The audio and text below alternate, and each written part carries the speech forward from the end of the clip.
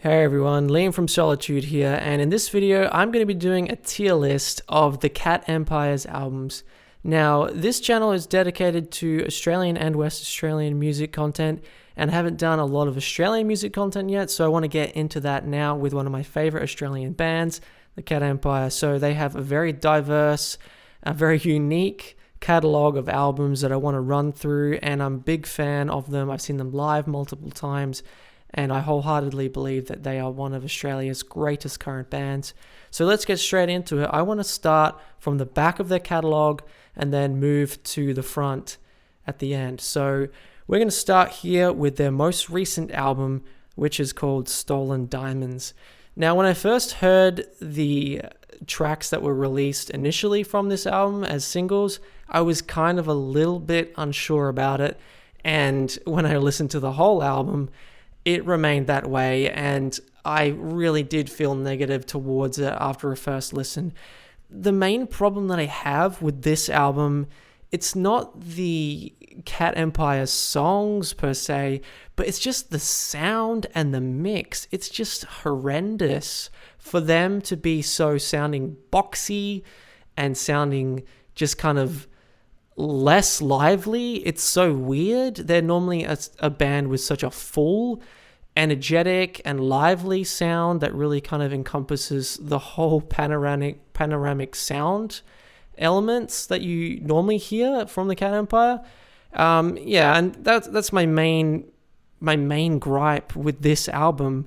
There's not many memorable songs on it. My favorite song would probably have to be Oscar Wilde, and that one, I would say it's like a mid-tier song for them. And every other song on here is just really kind of meh and not really rememberable. I just have to give it an F. It's not a good album in my opinion at all, unfortunately. All right, let's move to their second latest album, which was called Rising with the Sun. Now, overall, I feel okay about this album. There's some songs on this album that I really like, and there's some songs that I'm kind of a little bit meh towards. But I think overall, I want to focus mostly on the positives. So I really like how they ventured into doing into using the techno synth sounds in Wolves. That was really cool. I really like the breakdown part in Bulls. And overall, I really like their singles. I think this album really benefited from some strong singles. And I also really liked Que Sera Ora, which was kind of a single. I think it was like an international single. They gave it out to places other than Australia before the album was released. And that maybe is part of the problem with this album. Maybe it's a little too single heavy, and the back or the deeper cuts of the album kind of just flounder a little bit, and they're less memorable. Although that being said, I feel like there's enough positive content on this album for me to feel good about it, which is why I'd put it in the C tier category. All right, the one that came before that was called Steal the Light. Now, the Cat Empire, by this time, had really cemented themselves as a big player in the alternative music scene, especially in the world music scene, in Australia and around the world for that matter. But they'd had kind of a little bit of a hit and miss period before this one. But to me, when this album was released, they really started hitting their straps again. And it was almost like a renaissance, saying, we're still here. We're still the Cat Empire. We still make great party songs. We can still make an awesome album. And I just think that this is one of the better Cat Empire albums. It's just got a lot of energy on it. It's got some really cool new ideas. I really like the singles, Brighter Than Gold, Steal the Light, Still Young. They're all just amazing Cat Empire songs that will always just remain on their set lists no matter what. And I think that the fact that we hear so many of these songs on their set lists regularly at live shows is a testament to how strong the album was. There's some other really nice moments there in deeper cuts as well that I like, from Prophets in the Sky, All Night Loud I really like. And yeah, it's just like a positive, good vibe album that they really kind of just brought some new energy to and created some nice new ideas. So for that reason, I'd give this album an A. Okay, so the album that came out before that was Cinema. Now, when this album was released, I was really at a peak in my Cat Empire fandom, I guess you could say, or my Cat Empire obsession. This is when I first started going to see them live. I was just a young man at the stage, and we would go as a family to see them. All my family loved the Cat Empire, and I have to say, when I initially heard this album, I thought it was really good, but over time, I've kind of felt more negative towards it, unfortunately.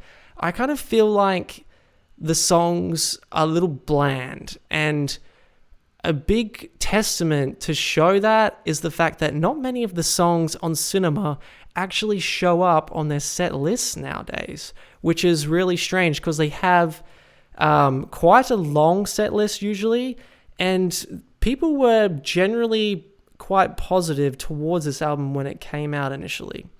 So the sound of the album overall is a little different to what we previously heard before. It's kind of got more of like a pop rock feel to a lot of the songs.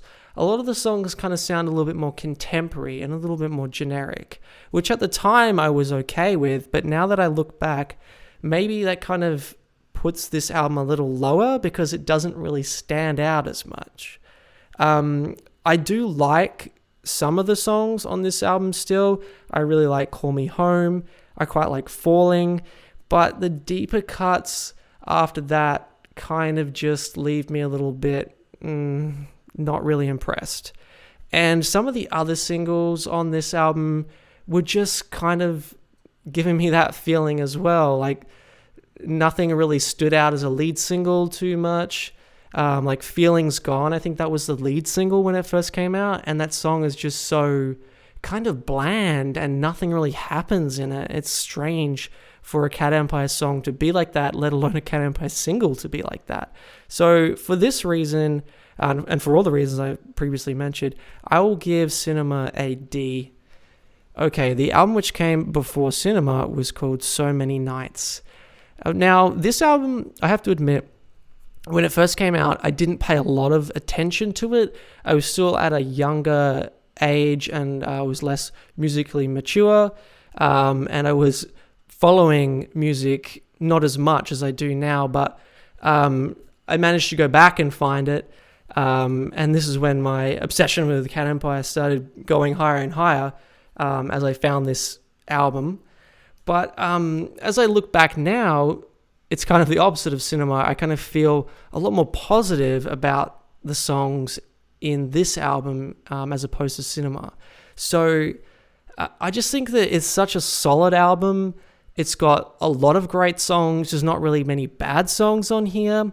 I really like the singles. Fishies is just an awesome single. It's just so typical Cat Empire, yet kind of new and fresh sounding with like that really cool bass line.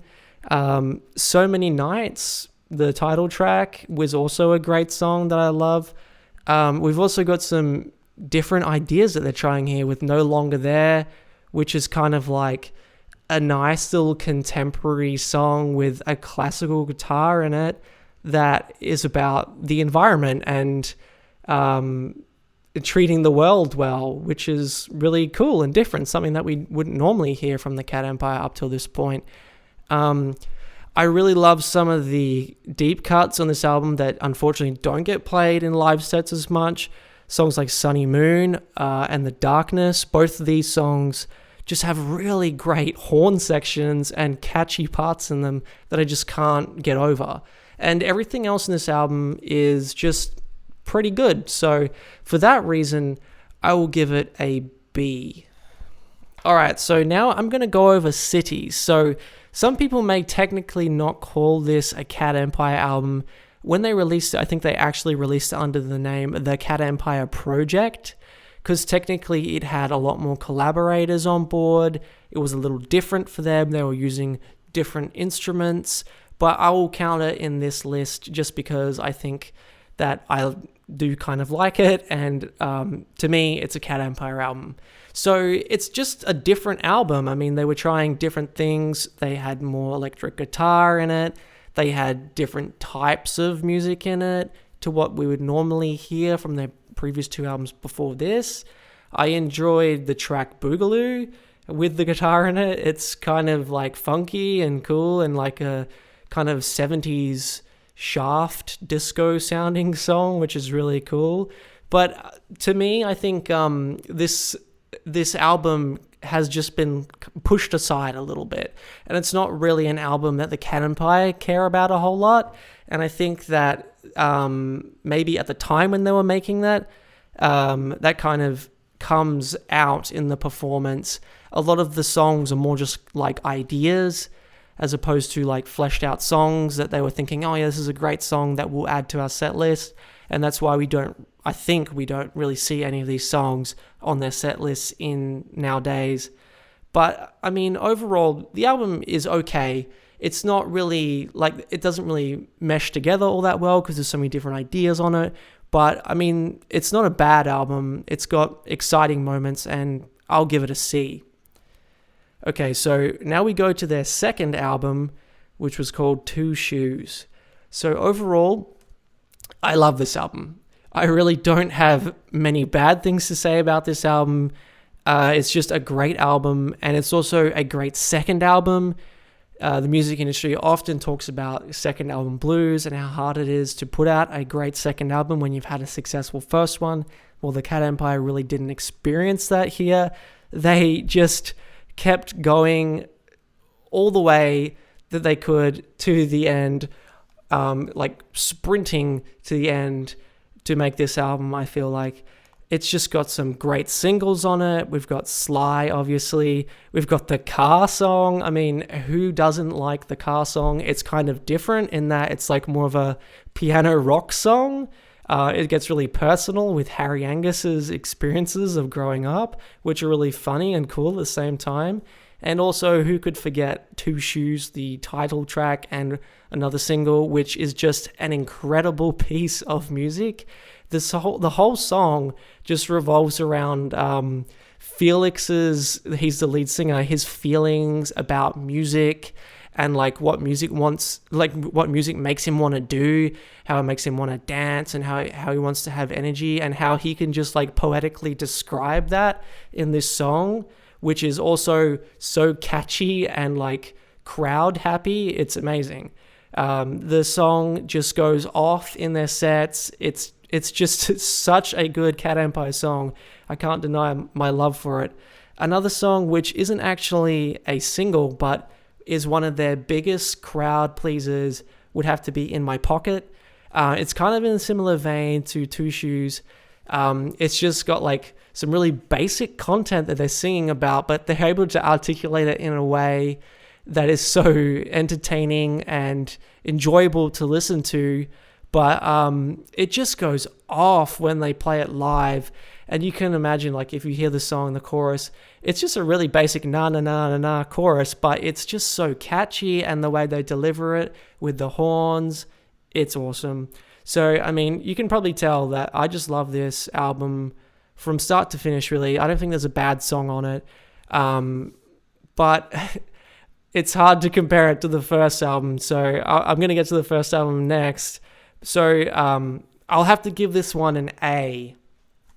So let's go to the first Cat Empire album, their self-titled album, which was their debut album. And I'm just going to say it straight away. This is an S tier album. It's a super or superior, whatever the S stands for in your book. It's an amazing debut album. Every song on this album is great. Like, any of these tracks that you find on their self-titled album could, at any set list that they have, appear, and it wouldn't feel out of place. Basically, any song on their first album would be known word for word by a Cat Empire superfan, and every song on this album is just straight gold. The sound of this album was it's just like super energetic. It's super unique. The mix is incredible. the way they recorded the horns and the other blockier instruments like the bass and the drums just works really well. It's kind of like something that we wouldn't have really expected to come out of like that early 2000s music scene, but for whatever reason, it just really worked when it came out. And I think it was just because it was so good.